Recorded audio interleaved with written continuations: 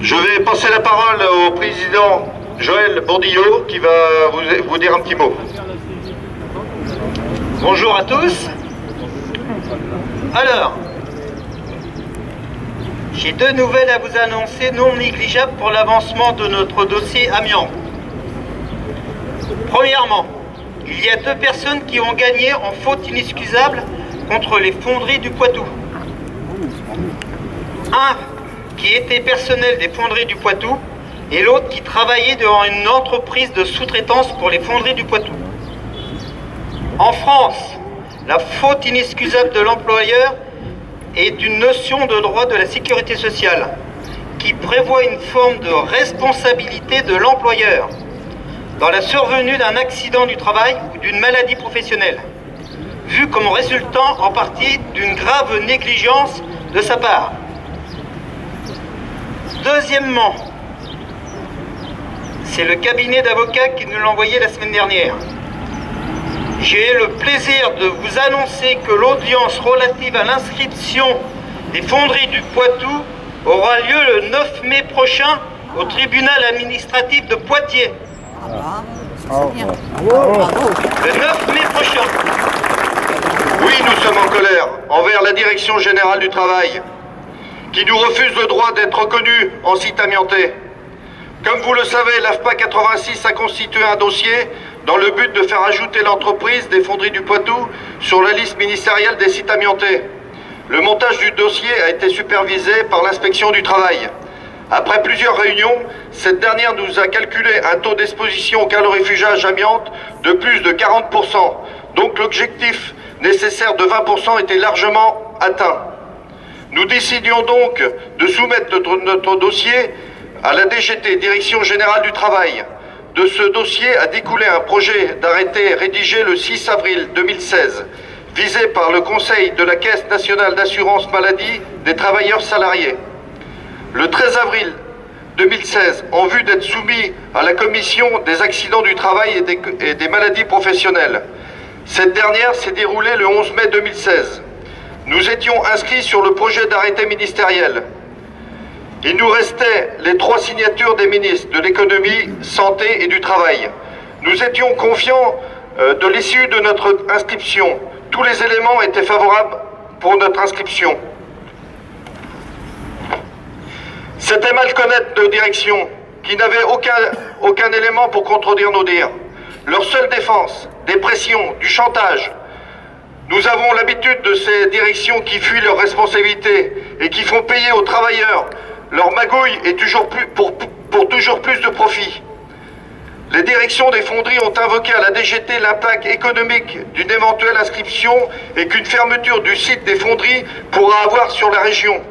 Suite au chantage et à la pression, la DGT, Direction Générale du Travail, a retiré notre dossier et nous ont refusé le droit d'inscription.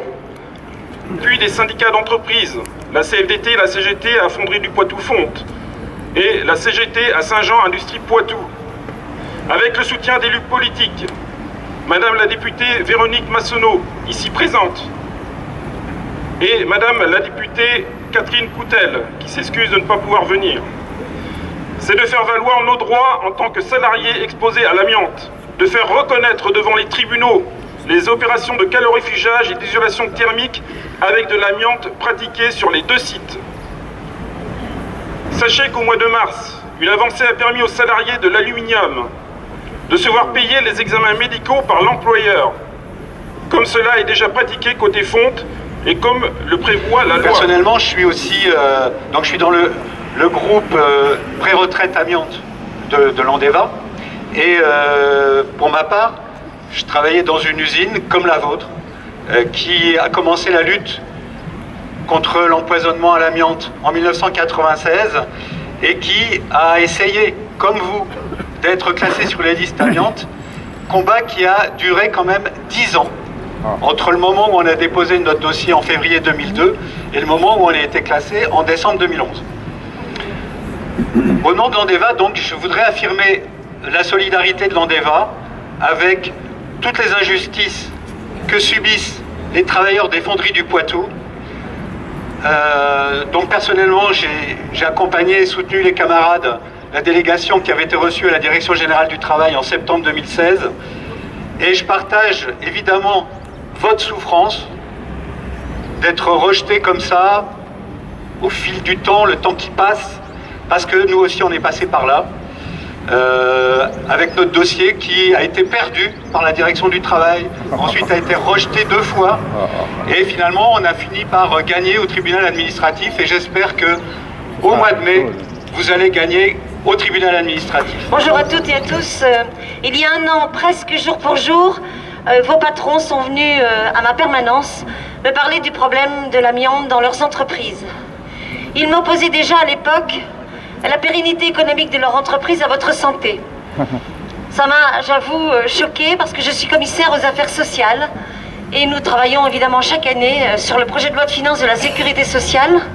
Et évidemment, l'amiante nous parle depuis très longtemps puisque c'est un fléau et que du coup votre santé était mise en cause. J'ai sollicité les 3 ministères après vous avoir rencontré. Une délégation de l'AFPA m'a rencontré. J'ai sollicité les 3 ministères qui étaient concernés par votre affaire. Le ministère du Travail, le ministère des Finances et le ministère de la Santé.